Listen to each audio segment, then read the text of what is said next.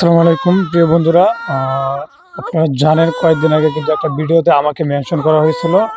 আমাকে মেনশন করছে আমাদেরই একটা ভাই, হানিফ সংকেত ভাই কুয়েত থেকে, যে একটা ভিডিও দেখছে যে কয়েকজন বাচ্চা নিয়ে আর কি একটা পরিবার আর কি না খেয়ে রয়েছে, মানে চলাচল কষ্ট হইতেছিল।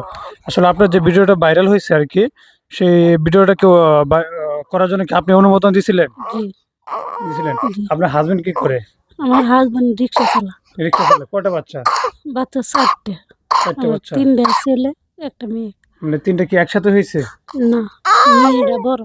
বুঝতে আর পারছি। ছেলে ৩ টা জমক।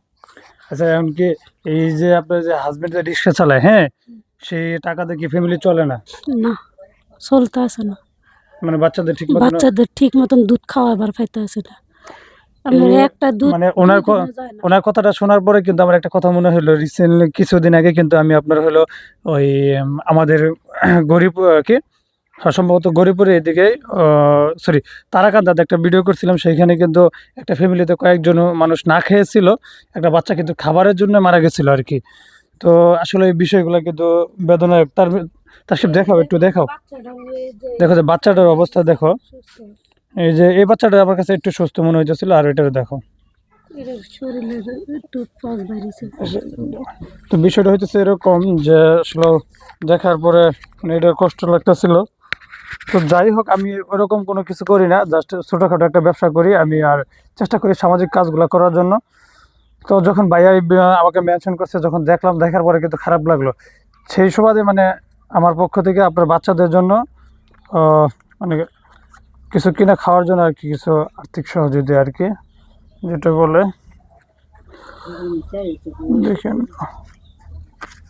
দেন আমি দিকে। 1 2 3 4 5 6 7 8 9 10 11 12 13 14 15 16 17 18 19 20 21 22 23 24 25 26 27 28 29 30 31 32 33 34 35 36 37 38 39 40। আসলে এই 4,000 টাকা রাখবেন। 4,000 টাকা দিয়ে আপনি আপনার বাচ্চাদেরকে মানে দুধ কিনে খাওয়াবেন, যেটা খাবার কিনে খাওয়াবেন। কারণ আসলেও আমার পক্ষে ওইভাবে সম্ভব না, না হলে আমি আরো কিছু করতাম। আপনি কি খুশি হইছেন?